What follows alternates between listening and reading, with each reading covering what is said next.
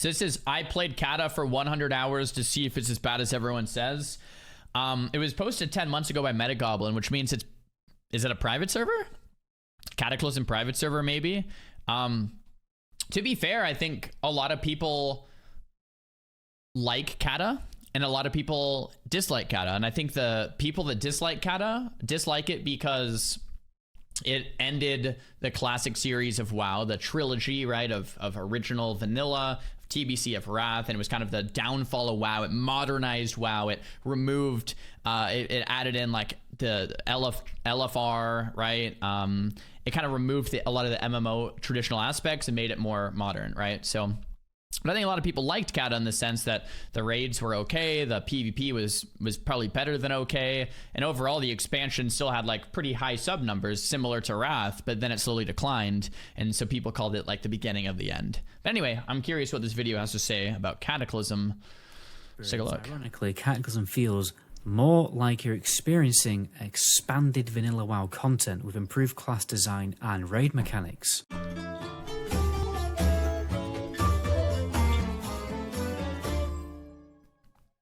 Ever since Classic WoW launched, everyone has wondered, when will Classic WoW end?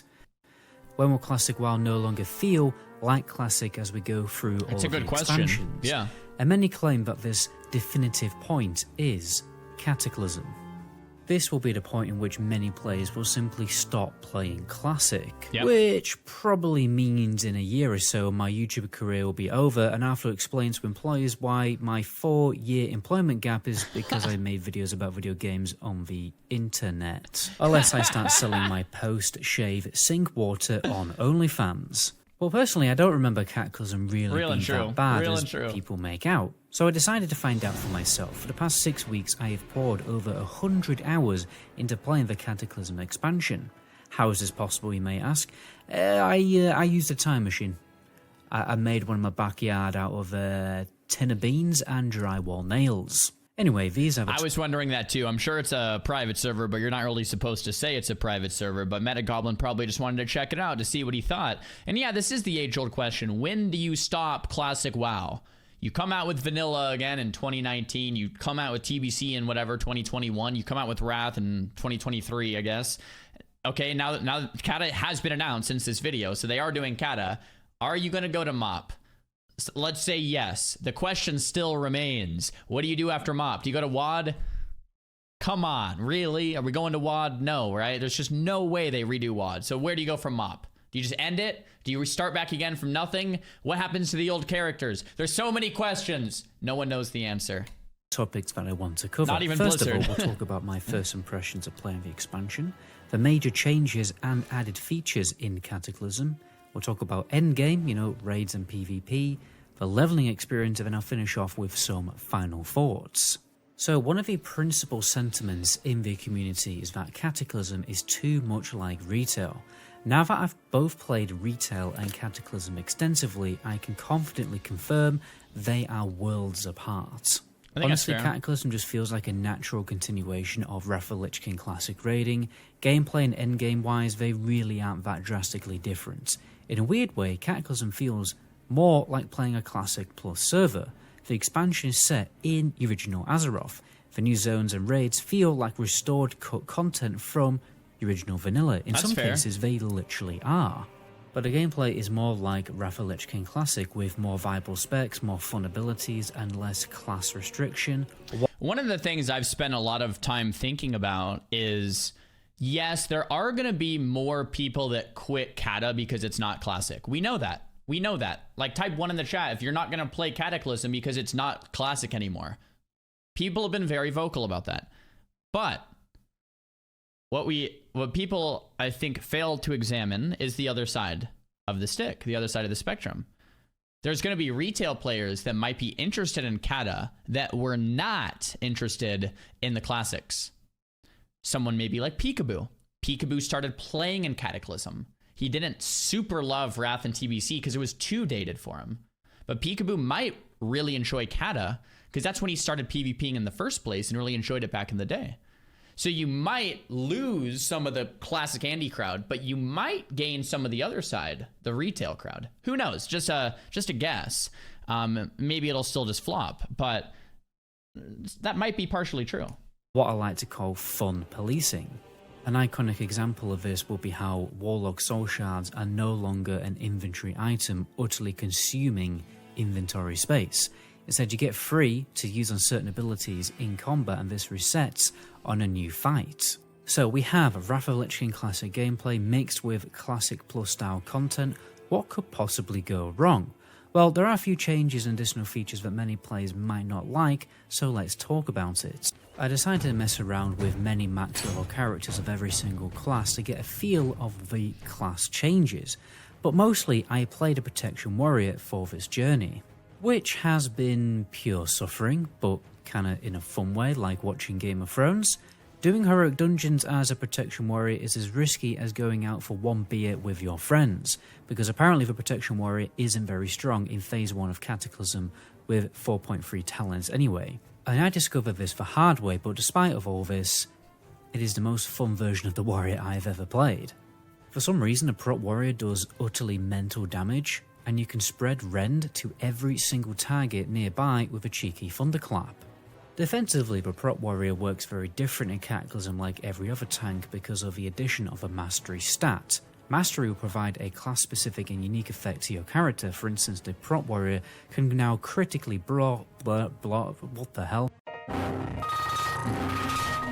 critically block to prevent 60% of total damage rather than the usual 30%. And a frost mage, for example, when they cast frostbolt to build up these things called icicles to a max of 5, and then they can then later launch at the target. Icicles didn't exist until MOP. Mastery in Kata was just frozen increased damage, right? Am I right? Pretty sure I'm right.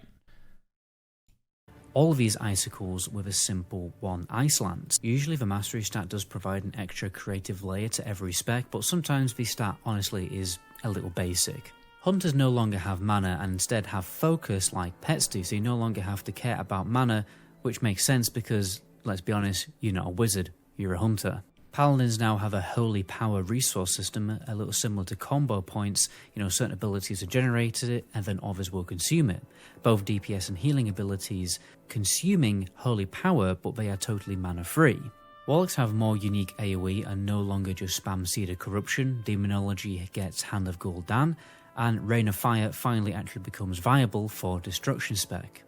And they also get the ability Bane of Havoc that mirrors 50% of their total damage to another target. Mage get Time Warp, which is exactly like Bloodlust, so you no longer have to always bring a shaman to your raid. Shadow Priest and Affliction Warlocks, or any Warlock spec, their dots now fully benefit from haste and crit by default. It's no longer a talent. And you will also notice that much less of your damage as a melee will come from your basic melee attacks and more from your actual abilities, meaning many melee classes are now much more bursty. There's also a number of new class and race combinations added to the game to add more variety and suppress the massive homogenization, like how only Alliance Draenei's could be shamans or Blood Elf paladins.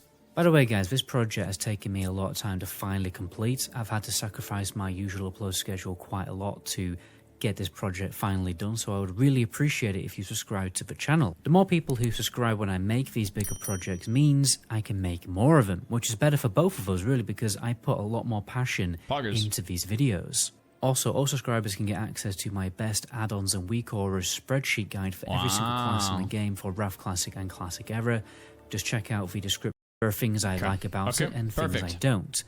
Firstly, there is a spec system where at level 10 you get to select a spec. And this means you unlock the spec-specific abilities and mastery stat earlier in your leveling journey. So just a word on the talent system. I don't hate the Kata talent system. I just don't like it as much as the Wrath or TBC or Classic talent system.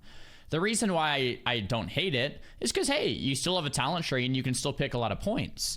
And that's good. That's better than the MOP one, better than the WAD one, better than the Legion one, where you just have like a row of 3 and you just pick one. Like, that sucked. This is cool. Having said that, you still can't mix and match like you can in Wrath or Classic, right? Where you can go like half demonology, half destruction. And that's cool. It's really cool to think about. Even if you don't do it, it's cool to consider, wait a minute, what if as a mage I went half frost and half fire to benefit from ignite and from shatter?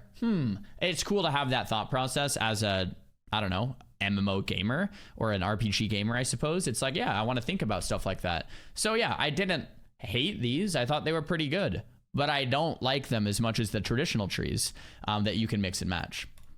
This means, yes, at level 10, you can get a Felguard, for instance, or a Survival Hunter can get Explosive Shot, or an Elemental Shaman can get Thunderstorm. See, they're like grayed out on both sides. You can only go down one tree. All at level 10. The only problem is when you select your spec, you can't off-spec into other talents until you get to the bottom of a tree, meaning there's less customizability. There's also much less talent options than there was in Wrath of the Lich King. This means you won't be able to hybrid specs or make prominent sub-specs, like for instance how Blood Death Knight right now in Wrath of the Lich King is near enough a blood. People are saying when you get to the end you can hybrid. I forgot about that. I think that actually is true. But still it means you can't do like a half frost, half fire mage where you only go like halfway each, right? So I guess it's still, the same thing remains true.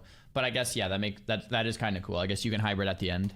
Frost hybrid spec. I mean, you can either love or hate this, but I think most viable specs right now in Wrath have to get to the bottom of the tree anyway, and Cataclysm aim to prune talents by getting rid of all the boring ones or combining them into other talents.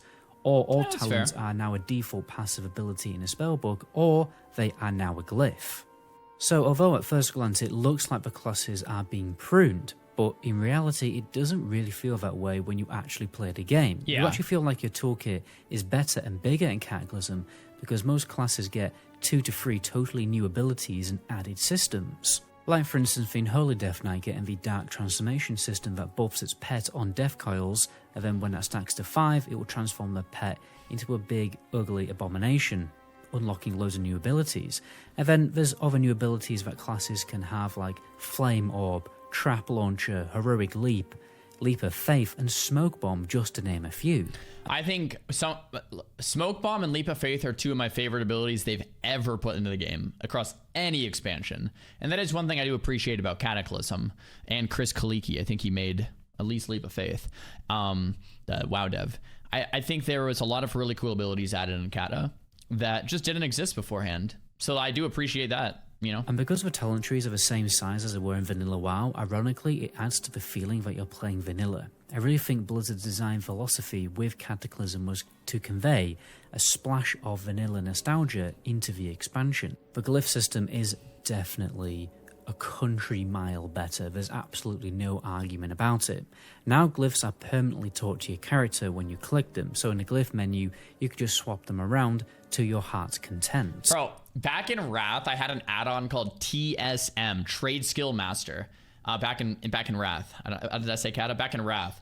And everyone in Wrath had to rebuy glyphs every time they would raid, every time they had PvP, because you'd have to swap them out constantly. So what I would do is I would make 3 of every single glyph and post them on the auction house. And then scan the auction house, and if anyone undercut me, I'd cancel it, run to the mailbox, and repost it. And the add-on automated all of that. And I made a ton of gold doing that. And then Kata comes out, and you only have to buy every glyph once. And I was an inscriptionist in shambles. I'm like, bro, my whole market is just gone.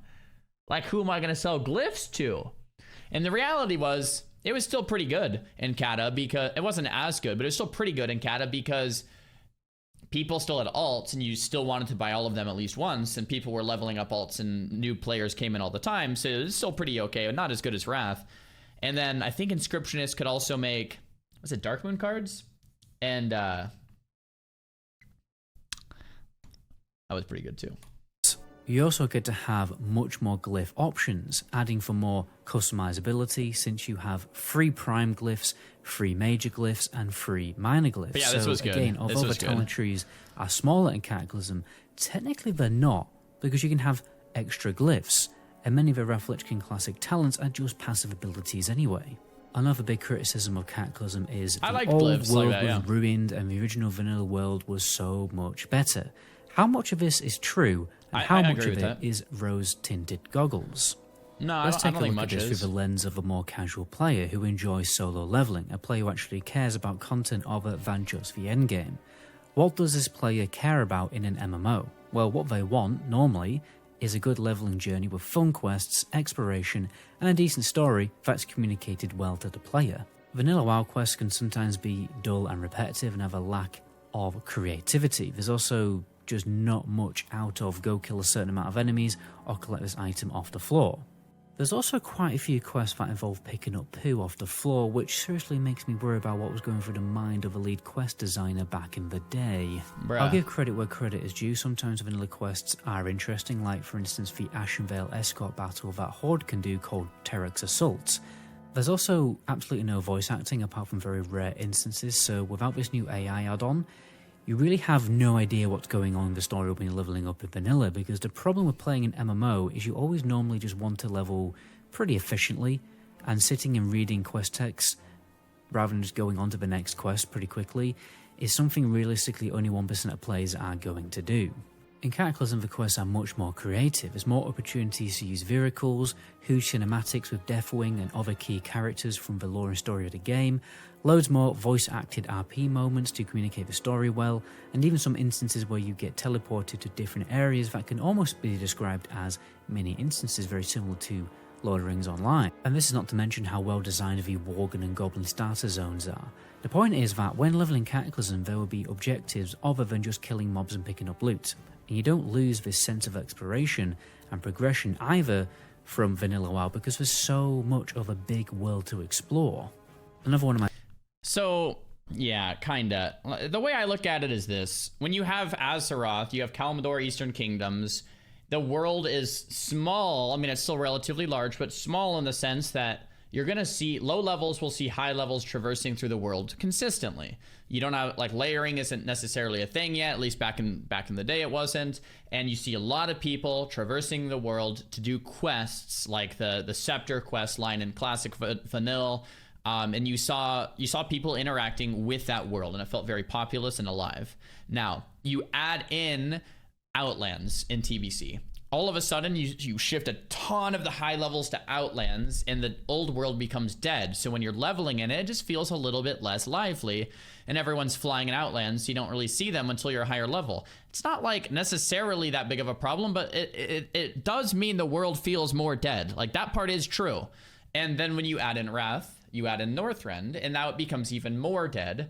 And then when you add in Cataclysm, you do reuse some of these old zones, but people are spread more and more and more through every expansion.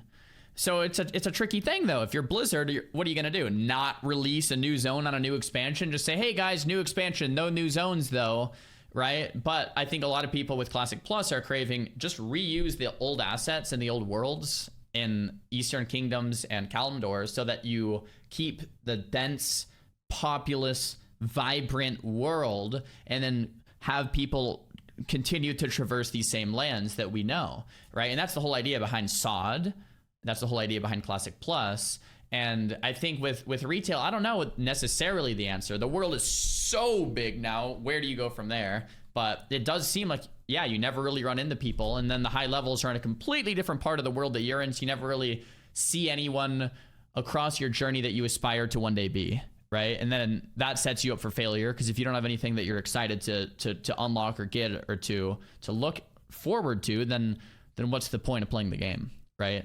Like, as a low level, we probably all have the experience of seeing a high level Giga Chat, inspecting them, seeing the epic mount, the epic items, the tier sets, and it's like, oh, I want that mount, I want that title, and that's what pushes you to put in hundreds or thousands of hours, and you lose that, right? When you create a world where you don't see those endgame players. My favourite zones is Stone Talon Mountains, where you're actively taking part and contributing to a war effort, where you feel the zone change and progress to you completing quests. You even actually rank up when you're in this zone. I sent you into Stone Talon. He's gonna kick him off. Spoilers. We just watched this the other day. Secure this land for the Horde. Instead, you laid waste to the land, murdered innocents, children even. And because of a Cataclysm, these boring does he not kick him off? desert zones like Tanaris and Desolus become more interesting and diverse. Even Badlands become more interesting, with a questline that makes you feel like you're in an Indiana Jones film. I understand that it's quite sad that the old world basically gets eradicated from the game, but it wouldn't surprise me if Blizzard introduce a better system where you have the option to level up on a classic era realm and then later transfer to live Cataclysm realms if you want to continue leveling. Another great system added in Cataclysm was Reforging. I This love gave you the Reforging. ability to take off a little of a certain stat on a certain piece of gear and reassign it to a different stat, better for your character. For me, Reforging was a great system. I don't know why they deprecated it. Like, they had this system in where if you got, say you're a mage and you wanted haste and mastery, but you got an item with haste and crit, you could turn the crit into mastery, only half of it. But the nice thing is you still wanted your best in slot piece. It doesn't mean you don't want your best in slot piece. You'll still go for it. But it means the haste crit piece that dropped and you're now using and reforging the crit to mastery still felt like it was okay. It felt like it was all right. It was like, oh, it's an upgrade because it has a higher item level. It has more stamina. It has more intellect. It has more haste. I'm not getting as much mastery as I could, so I'm still going to keep playing the game. But it felt good. I don't know. Why did they get rid of reforging? I really enjoyed it. Was it too confusing for players? Was it just one more step that seemed unnecessary? I felt like it made it so that when I did a raid or when I did a dungeon or when I did PvP or whatever I did and I got a piece, I was like, oh, well, I can at least reforge it. And for endgame players, it made them really think, what's the best item here? Because I could get an item with higher item level and reforge it in this particular way and get hit in this particular way. Was it just too confusing? Maybe? I don't know. I enjoyed it. Character. I thought it was fine. It's a very useful system to optimize your gear to make your character more powerful while you wait to get your full... As a counter argument, I guess, is there was calculators, if you guys remember online, where you put your character in and it would sim the best way to reforge everything to mathematically give you the most output to get hit and to min-max it, right? So maybe they were upset with players basically just using the calculator to solve their gear problems for them, and it's like, this is just stupid, let's just get rid of the system. Maybe that's why. And slot loot. The only irritation is sometimes tanks will need on DPS gear and vice versa on mastery pieces because it can sometimes be an improvement. I feel like this is a minor issue compared to the added fun and complexity the system offers. Because it's always fun nerding out and optimizing your character with systems in the game. It's the literal point of an RPG, and I have no idea why they had to remove reforging, other than the need to simplify the game. I mean, if I wanted to play a simple game, I'd go and play Feral Druid. Alongside reforging, they added transmog, the ability to change the appearance of a piece of gear to a different one. Now, the only people who dislike transmog are people who think it's fashionable to dress in your dad's clothes. Oh wait, that's like literally everyone these days, because wearing clothes that fit you is so overrated. I like to wear oversized stuff personally. I've actually had people come and I actually dislike transmog too, kinda. So I'm that guy, I guess. Okay, I don't dislike transmog necessarily. I think farming the old stuff is fun and looking cool is fun too. There's clear pros, but the cons to transmog is when you're running around a city and like in vanilla, you can see instantly by looking at someone what content they've completed, what quest they've completed, if they're a noob or if they're a pro. If they have tier 3 on, you just automatically bow. Like they've done Naxxramas. Like that's awesome, you know? And if someone's in tier 1, you know they've done some Molten Core. Like you can see character progression visually. And I think that's important, right? It's a critical piece of an MMO. So I think transmog does hurt a very important aspect of the MMO, and that is visual progress for someone's caricature, right? Like their progress of their character. And if you remove that aspect for the pros of looking cool and the pros of farming old content, maybe it is worth it. I'm not saying it's not. Maybe it is worth it, but there are cons. Into my Twitch chat before and say that transmog ruined the game, and I'm honestly very confused as to how to respond or understand this sentiment. The only logical explanation is people who say this about transmog quite literally never leave the house. I don't get these people playing I went outside this morning right now who are happy running around with a mismatched multicolored disaster equipped on their character. Transmog also adds content to the game. It resurrects the old content. That's because fair. back when you Yeah. couldn't solo old raids, people would make groups for transmog runs, which means there's actually stuff to do in the game when you're not raiding. And because of this, Cataclysm becomes much less of a raid logging expansion than Wrath of the Lich King, because once you've done everything to progress your character in the week when it comes to, raiding with your guild, you can then progress your flair and style. And with the To be fair, Wrath back in the day, I think I'm correct in saying this, wasn't a raid logging expansion. The reason Wrath back in the day wasn't a raid logging expansion is because people were noobs. People never got to level 80 and cleared ICC for the most part in Ulduar. People never got that far, which means if you never got that far, then you were aiming to get that far, meaning you were online playing the game. Right? Am I right in saying this? Like you're playing the game in 2010, I believe. 2009? That doesn't mean 2009. And you're level 80, and maybe you're clearing some of the raids and some of the content, but you haven't cleared all the raids and all of the content. That's not raid logging, right? So I think back then Wrath was not a raid logging experience. The people that raid logged were maybe the pros. Like if you cleared Ulduar on the hardest difficulties, like you were definitely a very small minority, right? And I actually miss that about the old games, to be quite frank. I miss that about the old games. I think these days it's like, let's have everyone get through all the content. Back then it was like, no, there's a small minority of people that got through all the content and everyone else aimed and strived to get through the content, and that's what kept them playing. guild revamp, even more non-raid content is added to the game because of the new incentives. Guilds now have a level, which goes 1 to 25. It takes quite a long time to level up. Along the way you can get perks like more XP, more justice point gain, reduced vendor costs, and eventually mass resurrection for your guild.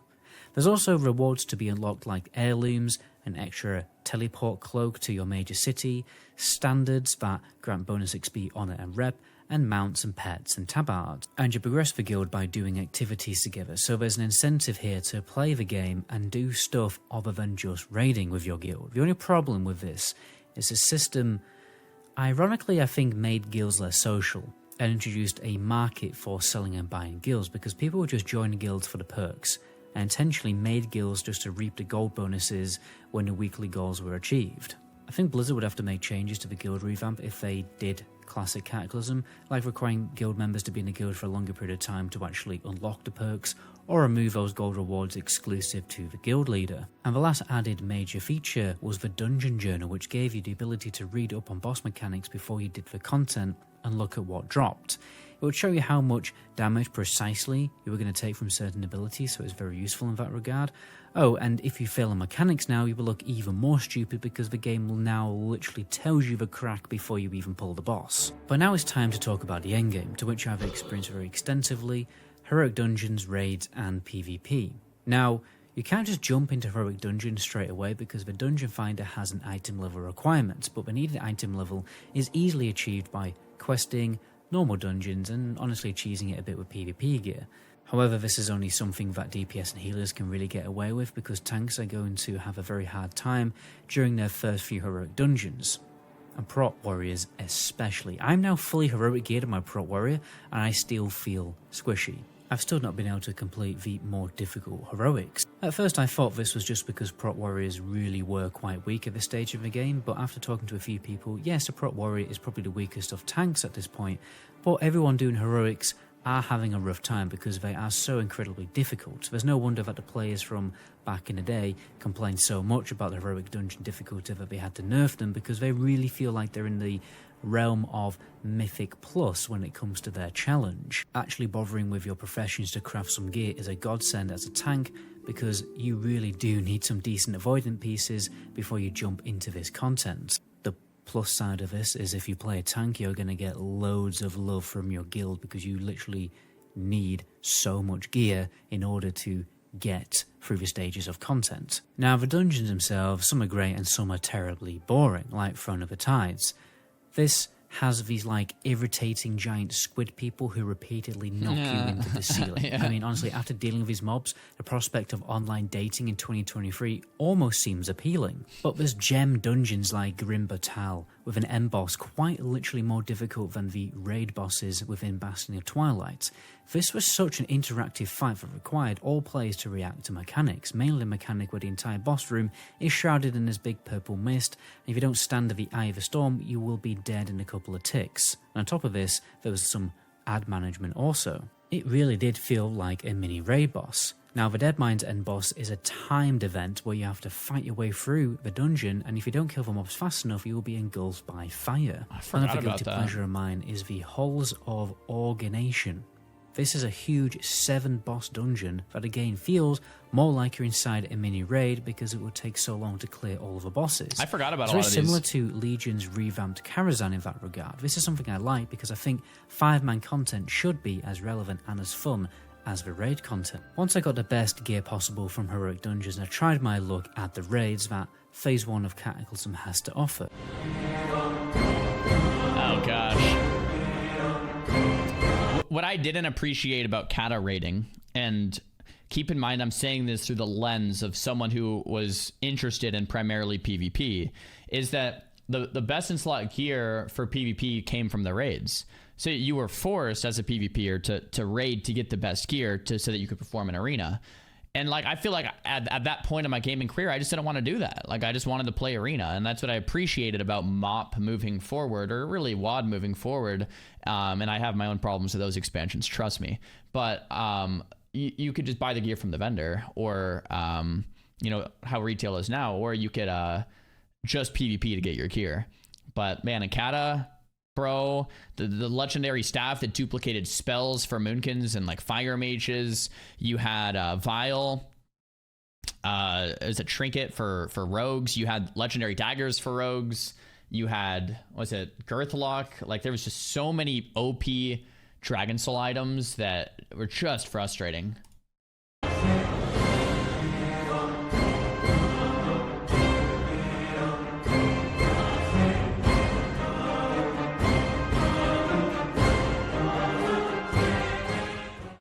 You have the 4-boss raid Bastion of Twilight, the 2-boss mini raid The Throne of the Four Winds, and the 6-boss raid Blackwing Descent. When you think about it, it's not a bad amount of raid content for an expansion launch, especially compared to the Wrath launch, because let's be honest, you just had a recycled raid and then 2 1-boss mini raids. No wonder everyone quit Wrath after. Do I fault Wrath for the same thing? I do, yeah. Which once again is maybe a personal problem. Like, a lot of people enjoyed it for that reason, and I understand that. But for me, as someone who is primarily motivated by PvP, to have to PvE to get the gear was frustrating, and I think the same was true in TBC, right? With rogues with warglaives going into arena, absolutely dominating, or yeah, Deathbringer's Will, Shadowmourne. I thought those things were all frustrating in TBC, Wrath, and Kata. To be clear, yeah. After playing it for 3 weeks, really. Wrathlichkin Classic Nax was the equivalent of copying your mate's homework at school, but then changing it slightly so it doesn't look copied. Oh, and I forgot to mention the Cataclysm version of Vault of Archivon, the Baradin Hold, that had a boss release for every single raid tier, similar to, you know... I've already said that, so I don't even know why I'm just repeating myself. Let's move on. Just as a side note, the first half of Cataclysm had an insane amount of content. A revamped world, so that's over 40 new zones and multiple quest lines. Phase 1 and 2 raids were huge with normal and heroic difficulty, plus they revamped ZA and ZG into extremely difficult heroic dungeons that were the size of mini raids, not to mention the 2 new battlegrounds and a rated battleground mode with some new arena maps. And they also added archaeology and all the added features that I mentioned earlier. Cataclysm really started to fall off when Dragon Soul was released, because during this phase there was an insane level of content drought. This phase was out for nearly a full year, similar to the last phase of... What the hell's a fade? Phase of Warlords of Draenor. And I honestly think that this bad second half of Cataclysm is one of the main reasons people dislike the expansion. The content drought has distorted the opinion of Cataclysm in the community because they have bad memories of getting bored because there wasn't anything left to do in the game. Fair enough, many players probably just dislike Cataclysm for Cataclysm itself, but classic Cataclysm won't have this content drought issue. So this is why I feel like Cataclysm gets a bad reputation but it doesn't fully deserve, especially as the starter Cataclysm was just so ridiculously strong. I mean, I've not even mentioned just how good Firelands was as a raid. My experience of playing Cataclysm has been nothing but fun so far, and I loved playing the expansion back in the day. But anyway, let's get back to the actual topic. I was supposed to be talking about raiding. Holy shit, the raids are good. Although I was struggling to stay alive on my prot warrior, Cata raiding really does feel like it will light the candle for every kind of World of Warcraft raider. For the more casual raiding guild, they can play normal mode and just enjoy it. And for the more experienced hardcore raider, they can have a spin on heroic difficulty. These two difficulty modes strike a great balance in satisfying the two different kinds of raider in classic WoW. And eventually the normal mode will get too easy for casual raiders, but that's no problem, because they can just progress on to heroic. And trying heroic in nothing but blue dungeon gear is definitely going to be a very good challenge for those hardcore raiders, so they're definitely going to be satisfied. Mechanic wise, everything is very creative and challenging. I think my favourite fight so far has been Cho'Gao, because it was a real challenge for me as a tank to survive tanking him for as long as I could with his stacking debuff. It was also really cool when you defeat him on heroic and the entire floor just disintegrates beneath you, and oh wait, there's another boss, Deathwing's girlfriend that you got to take out, which is another great fight. And I still haven't even mentioned the last boss, obviously Nefarian of Blackwing Descent, where you have to take on both Onyxia and Nefarian in the same fight, and the whole room fills with lava, and you've got to survive by jumping on these platforms. Oh yeah. Raid sizes are also done differently in Cataclysm. You see, 10 man drops the same loot as 25 man, which means you can easily have a small close-knit progression raiding guild of 10 players. Theoretically, guilds should have... From what I hear about the Cataclysm raiding experience is that most people have pretty positive things to say about it. I think the criticism Cataclysm gets is the macro criticisms of ruining the engaging world, right? And in adding in more modernized systems that disintegrate the aspects of a traditional MMO, right? That's the criticism Cataclysm actually gets, not necessarily the raiding experience. Less roster problems. You will no longer be forced to build a 25-man core team. You can have one 10-man team, or two 10-man teams, or a 25-man team, but, you know, if you can't get enough people to join the raid on a particular night, then there's no problem, because you can just split into two 10-man teams. It's very flexible in that regard. I also love how emblems have been reworked. It's just so much simpler. You have Justice points and Valor points, and that's it. Justice points drop from heroic dungeons and can be used to purchase heroic level gear, and then there's Valor points that drop from raids that can be used to buy raid level gear. One of the things that I think Blizzard could improve in retail is every expansion you get all of these new currencies, and when you are a player that's returning, it's incredibly confusing. I think one of the things Blizzard could do is return to a basic like Justice Valor system across all expansions. New expansion comes out, same currency. Not something new, not some random new vendors with confusing stuff. It's like if I do heroics, I get this. If I do raids, I get this. I know what the currency is because I'm an old school player, and you just don't change that. Like you keep certain staples and then you innovate in other spaces.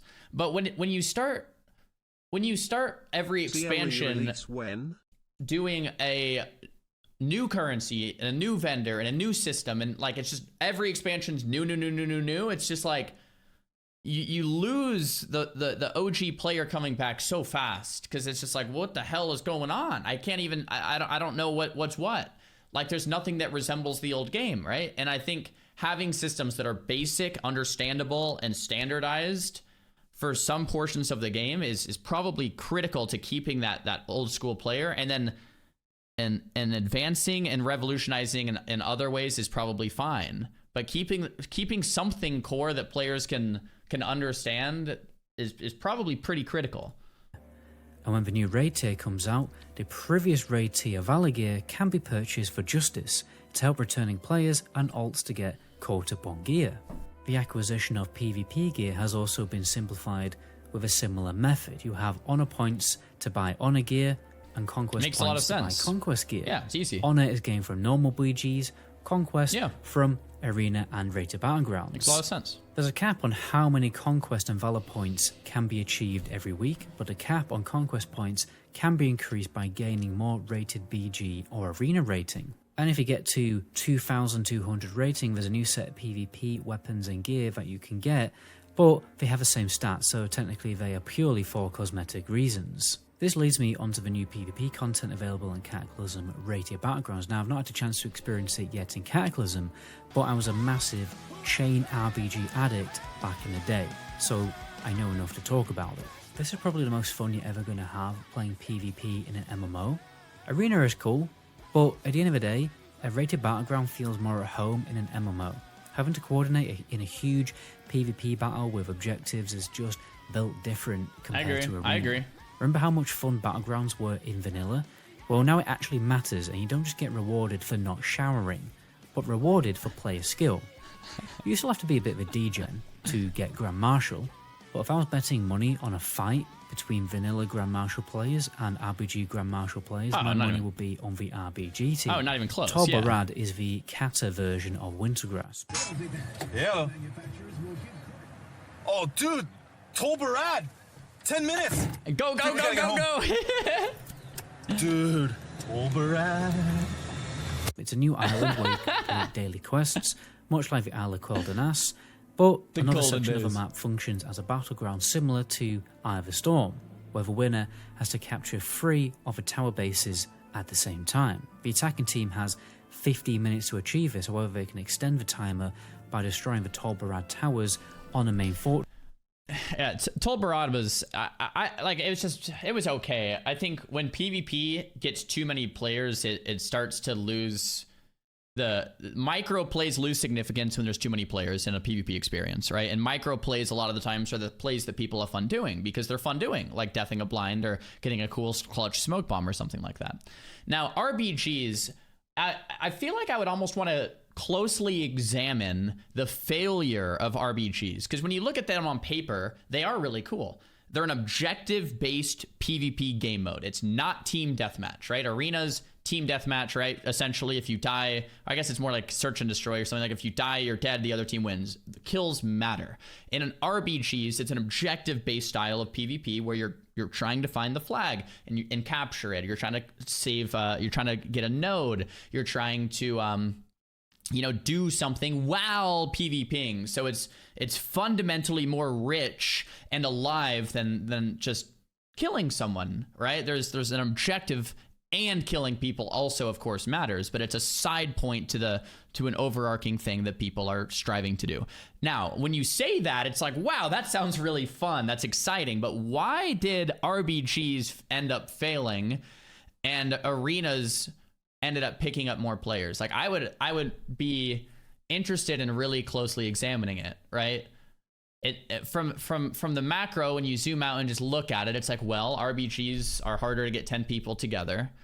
They were riddled with DDoS and DDoS attacks and toxicity and stuff like that. But you could say the same thing with Arena. So like, what was it exactly that made RBGs not the main game mode for WoW PvP? I mean, there's probably a lot, but it's really fun to think about. I don't know. Personally, I love RBGs. I love them, and I wish they took off more. It was probably, as much as I am an Arena player, some of the most fun I've ever had were in RBGs. And in fact, I might even go so far as to say I enjoyed RBGs to some degree more than Arenas. I might even go that far. I loved it. We played many RPG tournaments. We played many RBGs throughout the day and all the different expansions. Loved it. But for some reason, it never really caught on as much as Arenas. And I think there was probably a multitude of reasons, which I could go like talk on about for like hours. So I won't do that right now, but it's really interesting to think about. Fortress with the abandoned siege vehicle. For every tower destroyed, the timer is extended by 5 minutes. Tolbarad is normally fun until too many players are in one place at a time, and then the battleground turns into a postmodern impressionist freeze-frame style of amateur theatre that you watch in a small-town literary festival. For the 98.6% of people who didn't understand that joke, it's a laggy mess. I mean, it could be a server issue. You know, I don't really know. But when Grasp on Live Reflection Classic right now is also terrible. So Blizzard really need to sort their technology out before Cataclysm. But right now, I probably wouldn't trust the Reflection Classic dev team to change a light bulb. And it's a shame because other MMOs out there have done big scale PvP battles and absolutely nailed it. And Yeah, it's that really was fun. But World of Warcraft just hasn't. Now, with a drastic character power level increase in Cataclysm, I mean, players went from having around 40k HP at the end of Wrath to 120k HP. This means it's much easier to either solo or make small groups to do the old expansion content. Cataclysm is when the game has collection content. You'll be able to collect mounts, pets, and transmog. It's now possible to do this, you know, and with transmog in the game, there's a bigger incentive. People will make groups for Wrath raids, mostly ICC, just for transmog and mounts. And to be honest, it's now a pretty decent way to make gold too. This means that there's a reason to actually log into the game other than your raid night. Like I said before, Cataclysm is much less of a raid logging expansion than Wrath Classic, because there's something to do and get from the old raids. People will be farming their perfect transmog for months. This makes guilds more social and servers more active, because think about it, in Wrath right now, what's the point of logging in other than raid night and playing your ults? In Cata, there's more stuff to do just on one character, because the game isn't just about power progression, it's about style progression. Professions were massively balanced in Cataclysm to where the bonuses of professions near enough, in most cases, have the same stat bonus. So, we're not going to have a situation where everyone is just going to go engineering. Like, for instance, how alchemy is providing I thought that was good, extra 80 strength on flasks, and blacksmithing giving you 2 extra sockets where you can put 2 gems with plus 40 strength. Engineering gets a cogwheel gem, that unique gems that can only be put on engineering goggles, which provide a huge secondary stat bonus, for example, over 208 hit rating. You can also get new unique belt tinkers with different combat bonuses like a plasma shield. I think Season of Discovery is aiming at doing a similar thing, right? Not just having one profession that everyone has to do, but instead having a lot of professions that are all pretty good and you can kind of pick the one you want because they do similar things and giving stat bonuses, or maybe something more interesting like engineering, but still, like, it's not like one profession is completely useless. Or damage or boost your primary stat for 10 seconds. Also adding Cataclysm, obviously, was the archaeology profession. This is a new secondary profession, so everyone can have it on top of all of their other professions. I did so much archaeology, man. It's downtime casual content where you get to pretend to be Indiana Jones. You have to discover artifacts and piece them together. You will learn a lot about the lore and history of the game, and you have a chance to find cosmetic items and sometimes even gear equal in power to raid loot. Again, just adding to stuff to do when you're not raiding. There's also reps in the game that basically function the same in Wrath.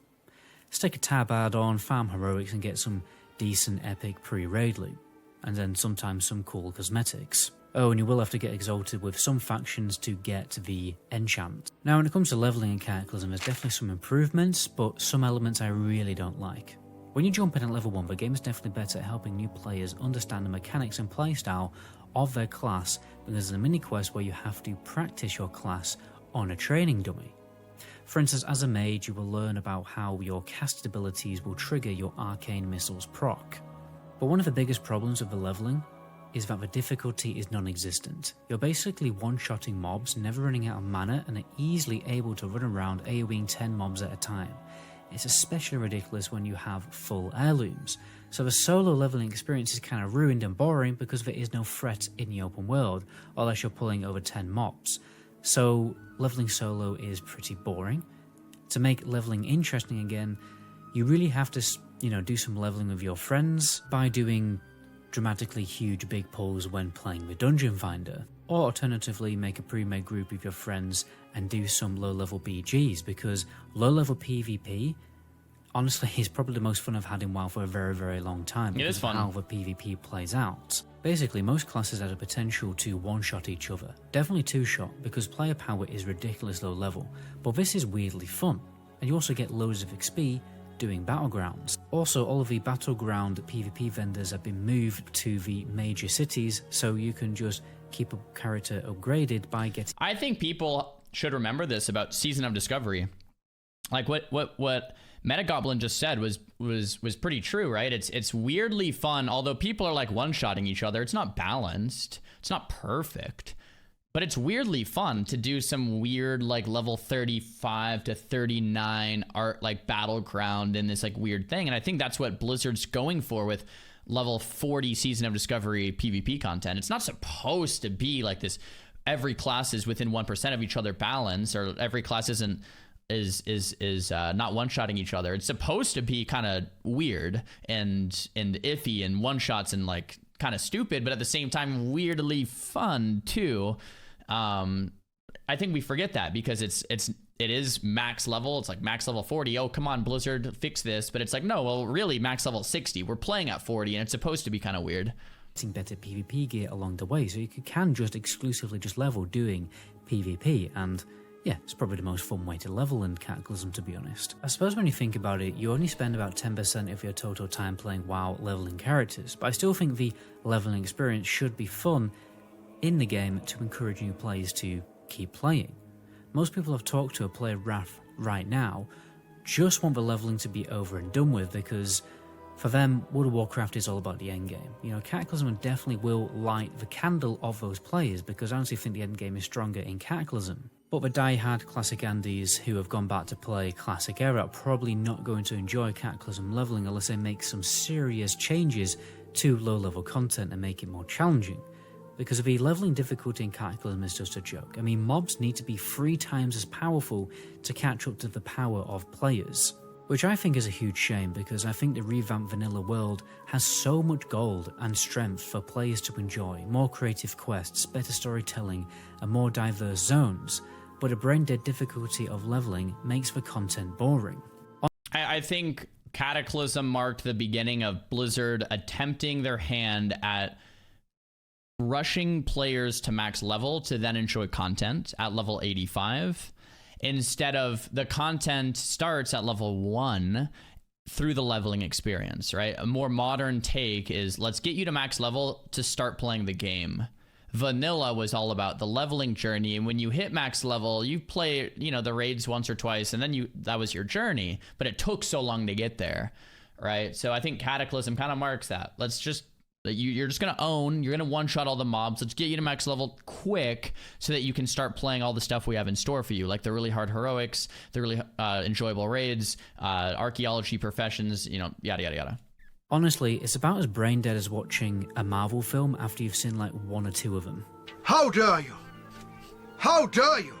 There's no wonder this became the era of people just spamming the dungeon finder. Blizzard should seriously think about making major gameplay changes to the low leveling experience, otherwise all the work they did to polish and revamp the old vanilla world was just a waste of time. It's ironically made players dislike content that they would normally love to experience, especially the die-hard vanilla fans who love storytelling, questing and exploration. So after 100 hours of playing Cataclysm, do I think the expansion is as bad as everyone says? Definitely not. I understand the sentiment behind it. The original Cataclysm has serious content drought issues. The expansion could have easily fit in another raid tier before Mists was released.